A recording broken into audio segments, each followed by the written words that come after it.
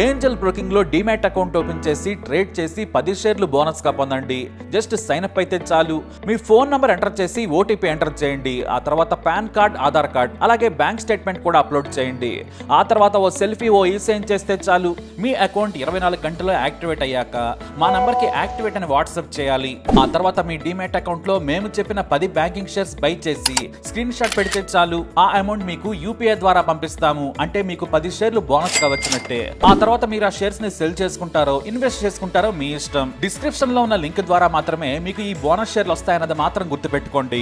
జమ్మూ కాశ్మీర్ లో ఉగ్రదాడి తర్వాత ప్రతి భారతీయుడి రక్తం మరిగిపోతుంది. మన దేశంలో మనమున్నా కూడా తీవ్రవాదులు వదిలిపెట్టడం లేదు. పాకిస్తాన్ కుక్కలు ఇంకా పిచ్చి కుక్కల్లా పేటరేగిపోతున్నాయి. హాయిగా సాయంత్రం వేళ పచ్చని మైదానంలో మన వాళ్ళు సేద తీరుతూ ఉన్నారు. అనంతనాగ్ జిల్లా పెహల్గామ్ అంటే మినీ స్విట్జర్లాండ్ అని పేరు. చాలా ఆహ్లాదంగా కొండల మధ్య స్వర్గంలా ఉండే ప్రాంతం అది. దాదాపుగా 3000 మందికి పైగా జమ్మూ కాశ్మీర్లో టూరిస్టులు ఉన్నారు. సరిగ్గా ఆ సమయంలోనే పచ్చిక మైదానంలోకి చాలా మంది వెళ్తున్నారు. కొంతమంది బైసరన్ లోయలో ఎంజాయ్ చేస్తున్నారు. ఈ లోయ ఇంకా అందంగా ఉంటుంది. కొండల మధ్య ప్రాంతంలో చూడ్డానికి 2 కళ్ళు చాలవు. అయితే సరిగ్గా 3 గంటల ప్రాంతంలో తీవ్రవాదులు అక్కడికి వస్తూనే విచక్షణ రహితంగా సెలెక్టివ్గా మగవారిపై తుపాకీ గురిపెట్టి కాల్చి చంపారు. ఆ తర్వాత కొంతమందిని పేర్లు అడిగి హిందూ అని తెలుసుకుని మరీ కాల్చి చంపారు. మమ్మల్ని వదిలేయాలని ప్రాధేయపడ్డా కూడా వదిలిపెట్టలేదు. విశాలమైన ప్రాంతం కావడంతో పారిపోవడానికి కూడా దారి లేదు.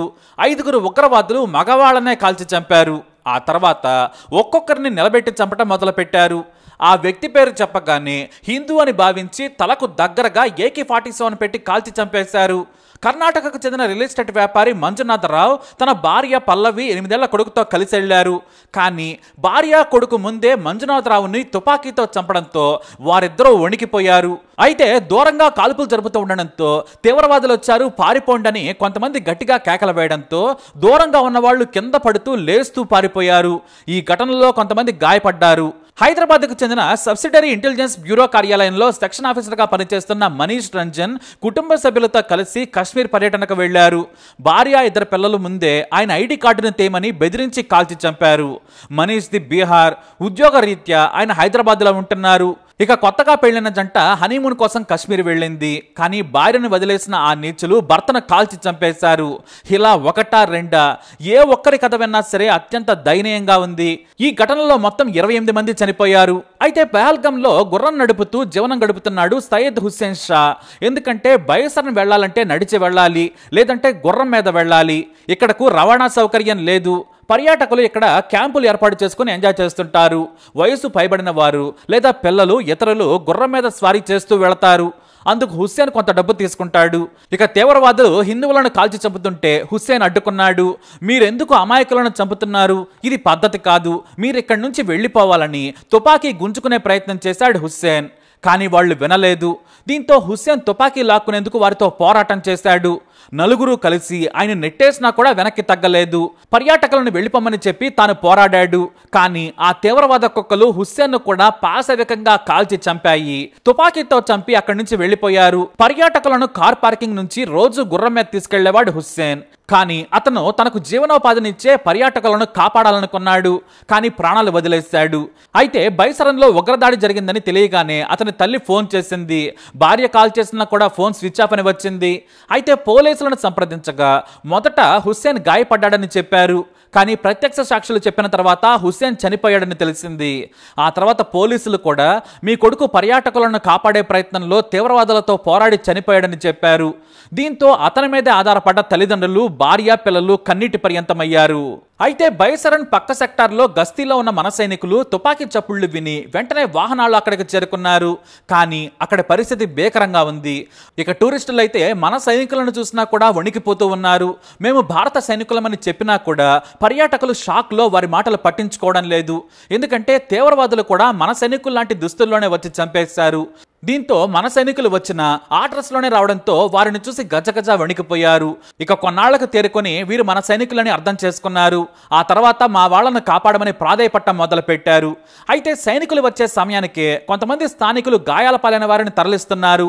ఇంతలో భద్రతా బలగాలు సమాచారం ఇవ్వడంతో హెలికాప్టర్లను రప్పించి గాయపడిన వారిని ఆసుపత్రికి తరలించారు. ఈ ఘటన గురించి తెలియగానే యావత్ దేశం ఉడికిపోతూ ఉంది. మనం ఏం చేస్తున్నాం, మన ప్రభుత్వం ఏం చేస్తుందని నిలదీస్తున్నారు. ఎందుకంటే ఈ ఘటన జరిగింది సరిహద్దుల్లో కాదు, కాశ్మీర్ నడి మధ్యలో ఉన్న లోయ ప్రాంతంలో. అంటే అంతలోనికి చొచ్చుకుని వచ్చి తీవ్రవాదులు మన సోదరులను కాల్చి చంపేశారు. ఎన్నాళ్ళు కాశ్మీర్ భద్రంగా ఉందన్న విషయం అవాస్తవమని తేలిపోయింది. ఇక ప్రధాని నరేంద్ర మోడీ సౌదీ నుంచి వేగంగా వెనక్కి వచ్చేశారు. ఈ లోపే అమిత్ షాను కాశ్మీర్ వెళ్లమని ఆదేశించారు. కానీ ఏం లాభం, అప్పటికే జరగాల్సిందంతా జరిగిపోయింది. ఒకప్పుడు మనం సర్జికల్ స్ట్రైక్ చేశాం, ఈ విషయాన్ని మోడీ గొప్పగా చెప్పారు. కానీ ఇప్పుడు సర్జికల్ స్ట్రైక్ చేస్తారో లేదంటే ఆ తీవ్రవాదులను వాళ్ళను పుట్టించిన అయ్యల దగ్గరే కాల్చి చంపుతారో తెలియదు. మరోసారి ఇలాంటి చర్యకు దిగాలంటే పాకిస్తాన్ తీవ్రవాదులు ఉచ్చపోసుకునేలా చర్యలు తీసుకోవాలని కోరుతున్నారు. మన దేశంలోని యువత సహా అంతా పాకిస్తాన్ పై కోపంగా ఉన్నారు. పెహల్గాం ఘటనకు నిరసనగా 35 ఏళ్లలో తొలిసారి జమ్మూ కాశ్మీర్ మూతపడింది.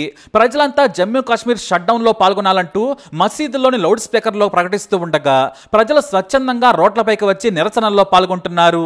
హిందుస్థాన్ జిందాబాద్, నేను భారతీయుడినంటూ నినాదాలు మిన్నంటాయి. పహల్గాన్లో చిక్కుకుపోయిన టూరిస్టులకు పూర్తి సహకారం అందిస్తామని, 15 రోజుల పాటు ఉచిత వసతి కూడా కల్పిస్తామని పలువురు ప్రదర్శకులు స్వచ్ఛందంగా ముందుకొచ్చారు.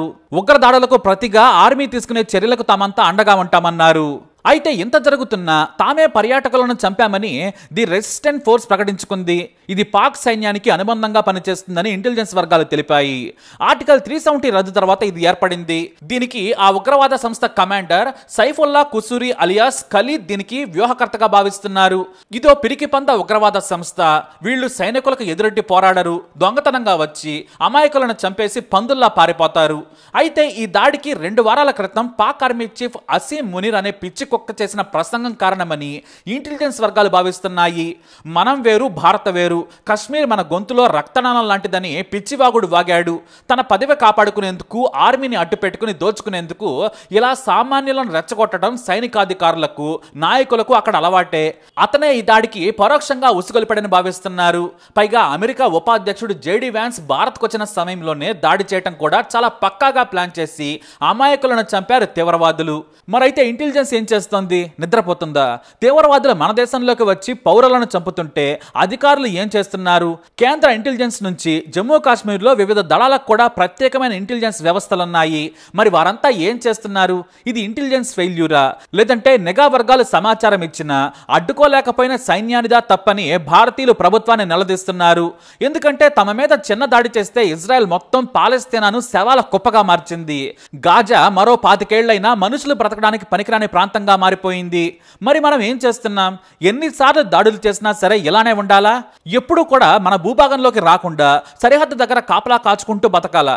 మన సైనికుల ప్రాణాలను నిత్యం పణంగా పెట్టాలా? దీనికి అంతం లేదా? ఎన్నాళ్ళు పాకిస్తాన్ పేరుతో రాజకీయం చేసిన బీజేపీ దీనికి ఏం సమాధానం చెబుతుంది? ఇక అమిత్ షా హోంమంత్రిగా ఇప్పటికే చాలాసార్లు ఫెయిల్ అయ్యారు. ఆయన స్థానంలో బీజేపీ గడ్కరీ లాంటి తెలివైన నాయకులు ఉన్నారు. వారికి హోంశాఖ ఇవ్వచ్చు కదా అనే కామెంట్స్ వినిపిస్తున్నాయి. పుల్వామా నుంచి నేటి పహల్గాం వరకు అమిత్ షా ఎన్నోసార్లు ఫెయిల్ అయ్యారు. చివరకు మణిపూర్ విషయంలోనూ ఆయన ఫెయిల్యూర్ ప్రపంచం మొత్తానికి తెలుసు. కానీ పదే పదే దేశాన్ని కాపాడాల్సిన పరిస్థితుల్లో ఫెయిల్ అవుతూనే ఉన్నారు. ఇప్పుడు కూడా జరగాల్సిందంతా జరిగిపోయింది.